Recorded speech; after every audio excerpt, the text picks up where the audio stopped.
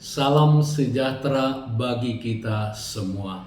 Marilah kita berdoa. Damai sejahtera Allah yang melampaui segala akal dan pikiran manusia, itulah yang memelihara hati dan pikiranmu di dalam Kristus Yesus Tuhan kita. Amin.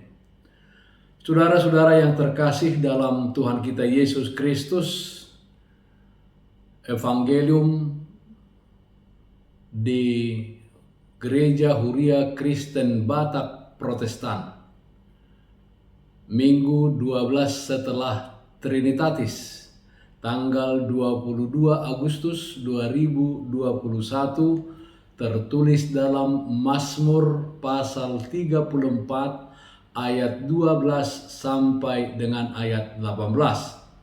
Dan epistel tertulis dalam kitab Roma pasal 12 ayat 17 sampai ayat 21. Saya akan bacakan yang menjadi evangelium yang tertulis dalam kitab Mazmur pasal 34 ayat 12 sampai dengan ayat 18. Demikian bunyinya.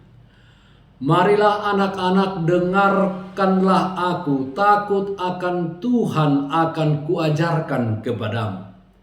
Siapakah orang yang menyukai hidup, yang mengingini umur panjang untuk menikmati yang baik? Jagalah lidahmu terhadap yang jahat dan bibirmu terhadap ucapan-ucapan yang menipu. Jauhilah yang jahat dan lakukanlah yang baik. Carilah perdamaian dan berusahalah mendapatkannya. Mata Tuhan tertuju kepada orang-orang benar dan telinganya kepada teriak mereka minta tolong. Wajah Tuhan menentang orang-orang yang berbuat jahat untuk melenyapkan ingatan kepada mereka dari muka bumi. Apabila orang-orang benar itu berseru-seru, maka Tuhan mendengar dan melepaskan mereka dari segala kesesakannya. Topik minggu ini adalah orang benar di mata Tuhan. Saudaraku yang terkasih dalam Kristus Yesus, Mazmur pasal 34 ini ditulis oleh Raja Daud. Pada waktu ia berpura-pura tidak waras pikirannya di depan Abimelek, sehingga dia diusir dan pergi.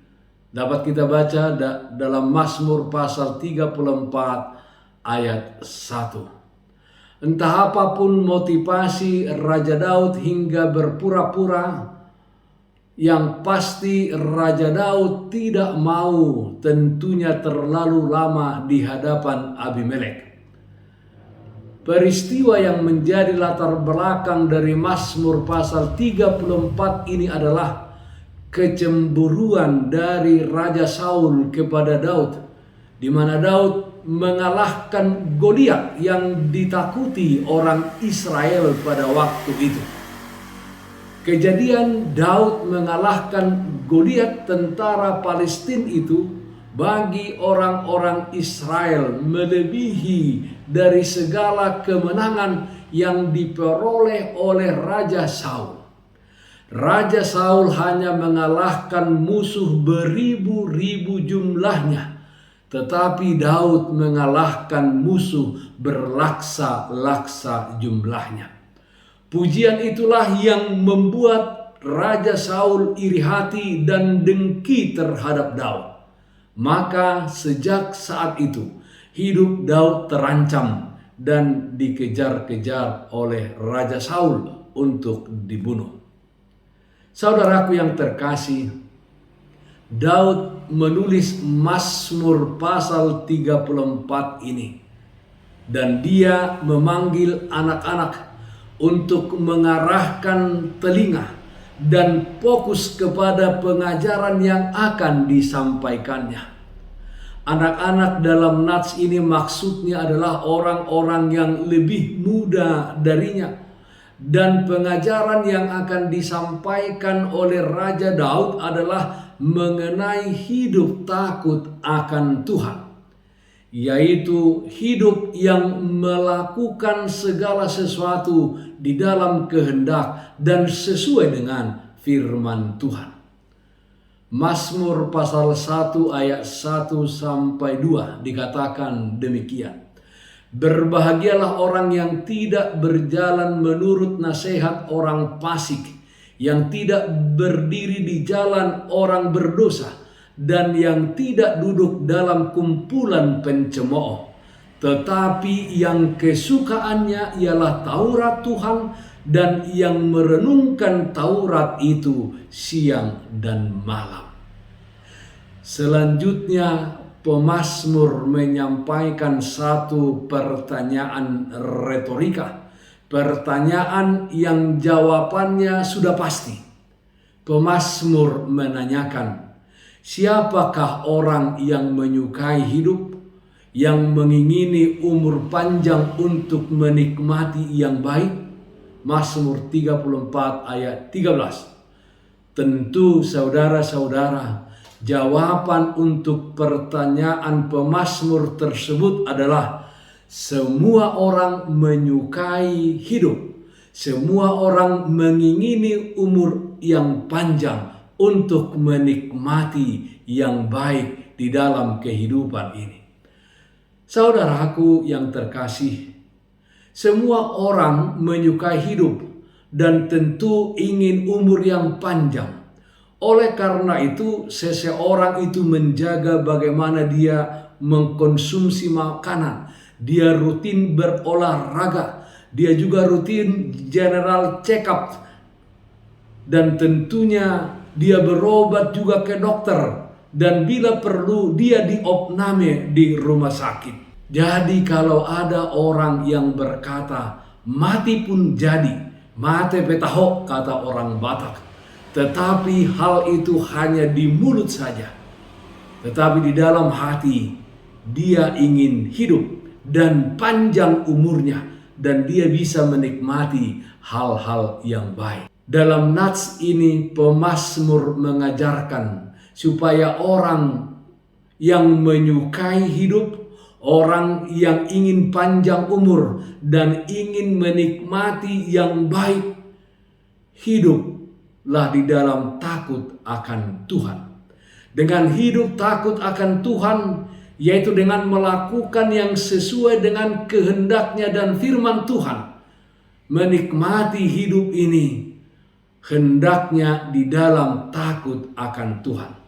Dan orang-orang yang demikianlah orang yang benar di mata Tuhan.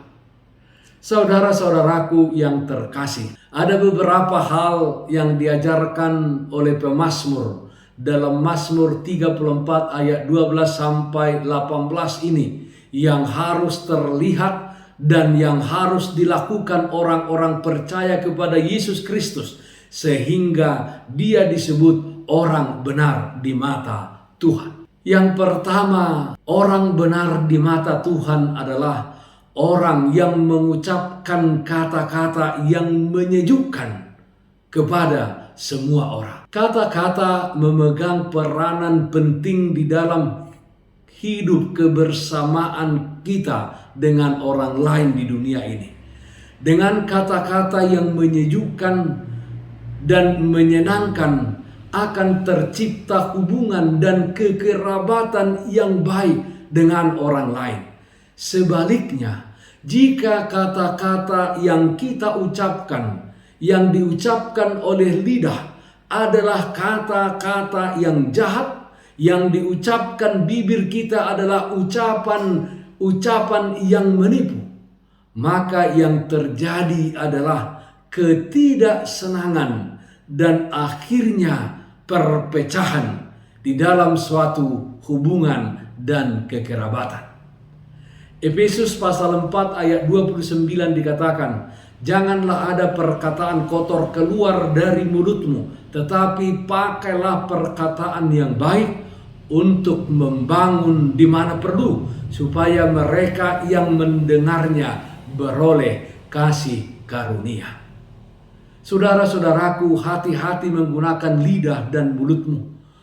Untuk apa pula kita mempunyai lidah dan mulut yang sehat jika kita hanya mengucapkan kata-kata yang kotor, kata-kata yang merusak, kata-kata yang menipu, dan penuh dengan kebohongan, kata-kata yang menyakitkan bagi orang lain yang mendengarnya. Kata-kata kita selalu kata-kata yang menghakimi, merendahkan, dan menyalahkan orang lain. Ada ilustrasi diceritakan demikian, bahwa di surga itu banyak manusia yang diselamatkan, tetapi semua manusia yang diselamatkan itu tidak punya lidah. Kemudian ditanya, kenapa manusia-manusia yang ada di surga ini tidak punya lidah?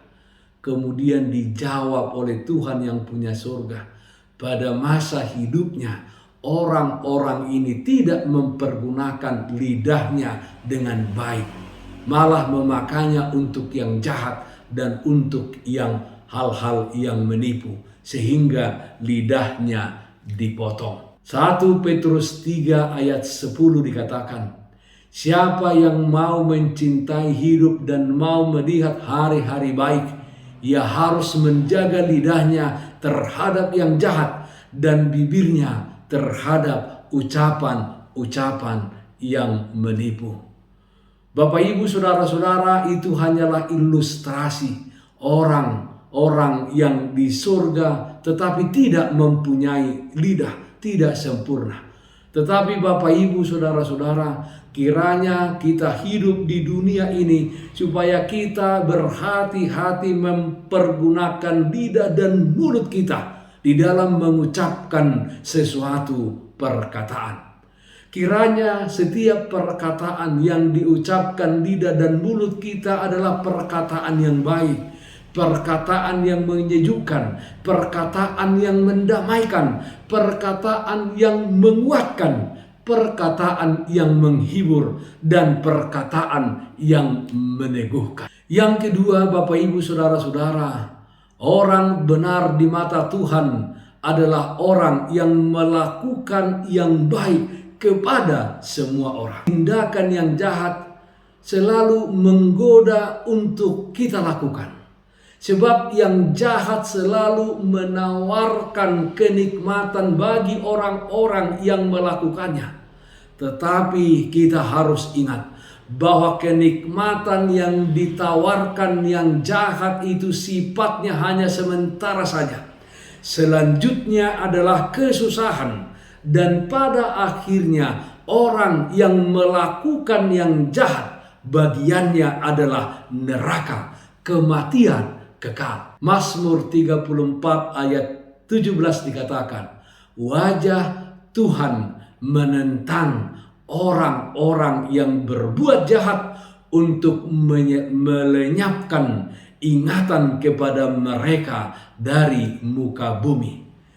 Dan Matius 25 ayat 30 dikatakan, dan campakkanlah hamba yang tidak berguna itu ke dalam kegelapan yang paling gelap. Di sanalah akan terdapat ratap dan kertak gigi. Saudaraku yang terkasih, melakukan kebaikan di dalam hidup ini adalah panggilan bagi kita orang-orang percaya kepada Yesus Kristus. Melakukan kebaikan adalah tujuan dari penciptaan dan tujuan kehadiran kita di dunia ini. Efesus 2 ayat 10 dikatakan, karena kita ini buatan Allah diciptakan dalam Kristus Yesus untuk melakukan pekerjaan baik yang dipersiapkan Allah sebelumnya. Ia mau supaya kita hidup di dalamnya. Dalam nats epistel kita juga, dalam Roma 12 ayat 17 sampai ayat 21, secara khusus di ayat 21 dikatakan, janganlah kamu kalah terhadap kejahatan, tetapi kalahkanlah kejahatan dengan kebaikan. Yang ketiga, orang benar di mata Tuhan adalah orang yang mencari mendapatkan dan yang mewujudkan perdamaian. Mencari musuh 1000 orang adalah gampang, tetapi mencari 1 orang menjadi teman dan menjadi sahabat adalah susah. Melakukan kehendak Tuhan memang susah, tetapi bukan berarti tidak bisa dilakukan. Bisa dilakukan ketika kita meminta pertolongan dari Tuhan, dan Tuhan pasti menolong kita. Kehendak Tuhan dalam nats ini adalah supaya kita mencari, mendapatkan, dan mewujudkan perdamaian di dalam kehidupan kita di dunia ini. Berdamai dengan siapapun tanpa pandang bulu. Memang saudara-saudara, banyak hal yang bisa menghalangi kita untuk berdamai dengan orang lain. Tetapi apapun halangannya, apapun hambatan yang kita hadapi, itu harus kita kalahkan. Kita kalahkan itu dengan kasih dan keinginan kita yang sungguh-sungguh untuk menciptakan perdamaian. Roma 12 ayat 17 sampai 18 juga bagian dari nats epistel kita. Dikatakan, janganlah membalas kejahatan dengan kejahatan. Lakukanlah apa yang baik bagi semua orang sedapat-dapatnya. Kalau hal itu bergantung padamu, hiduplah dalam perdamaian dengan semua orang. Negara Kesatuan Republik Indonesia yang kita cintai ini, yang baru berulang tahun kemerdekaan yang ke-76 tahun, tanggal 17 Agustus yang lalu. Dan pemerintah kita mengusung tema dalam perayaan tersebut, tangguh dan tumbuh. Tangguh menghadapi wabah virus corona pandemi COVID-19 ini dan juga dampaknya akan kehidupan kita, khususnya kehidupan perekonomian kita. Tetapi kita tangguh menghadapinya dan kita akan mengalami pertumbuhan di hari-hari ke depan ini. Pertumbuhan di bidang kesehatan dan pertumbuhan dalam bidang perekonomian. Kita bangkit dari keterpurukan karena wabah pandemi COVID-19 ini. Saudara-saudara, semua hal tersebut hanya dapat diwujudkan jika ada perdamaian di tengah-tengah bangsa kita.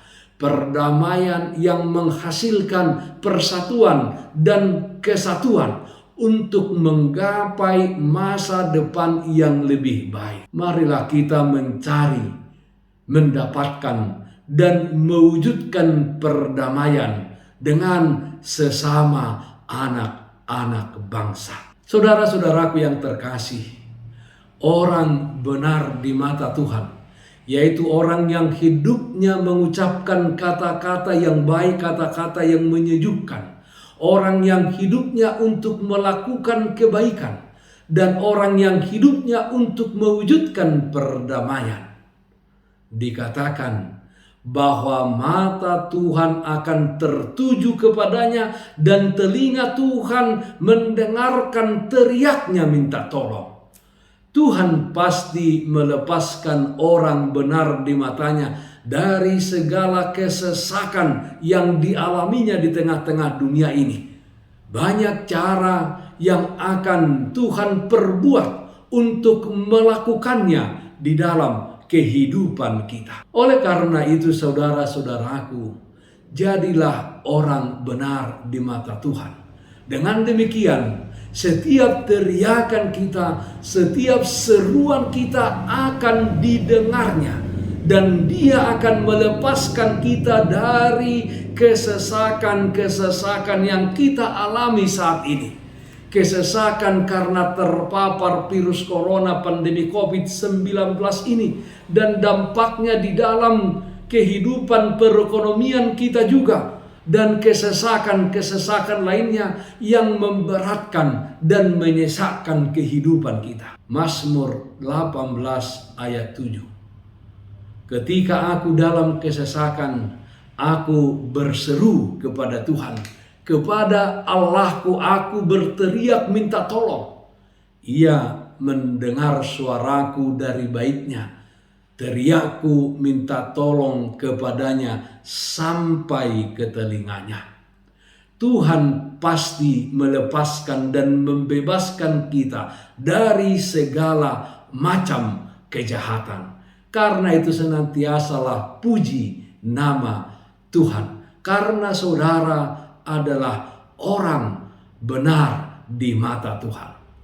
Mazmur 31 ayat 22 dikatakan demikian. Terpujilah Tuhan sebab kasih setianya ditunjukkannya kepadaku dengan ajaib pada waktu kesesakan. Amin. Mari kita nyanyikan lagu buku ND 707 ayat 1 sampai dengan ayat 3. Hagogoon dohot apul-apul.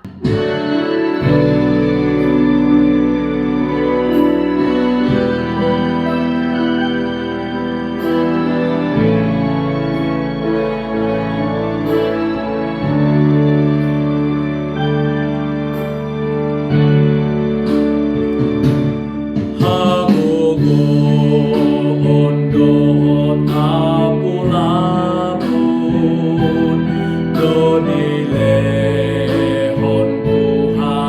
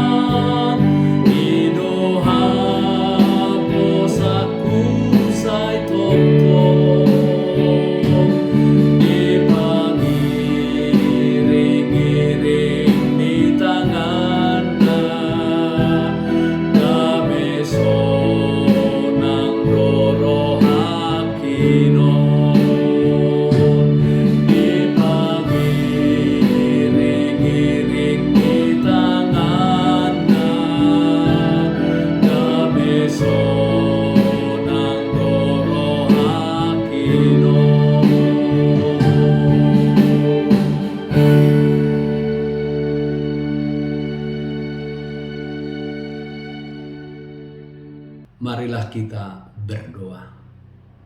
Yalah Bapa dalam surga, terpujilah namamu atas firman yang telah kami dengarkan. Kiranya firman-Mu bertumbuh di dalam hati kami, sehingga kami dengan kuat kuasa Roh Kudus-Mu menjadi orang yang baik, orang yang mengalahkan kejahatan, orang yang cinta akan perdamaian.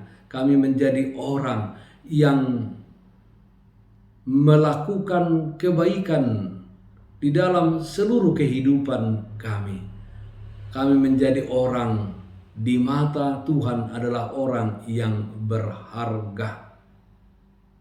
Kami menjadi orang yang benar di hadapan-Mu. Bapa dalam surga, kami berdoa supaya Tuhan memberikan kesembuhan kepada yang sakit.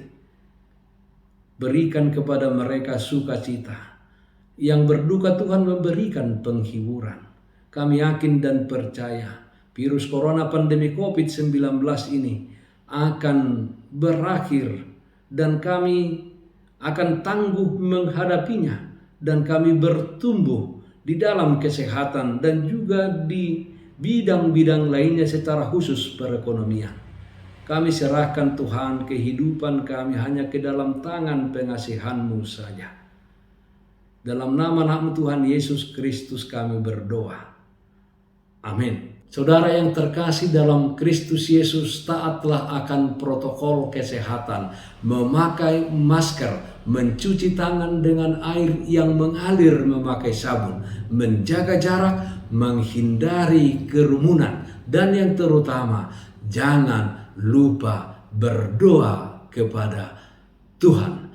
Salam sehat, tetap semangat. Selamat hari Minggu. Tuhan Yesus memberkati kita semuanya. Shalom.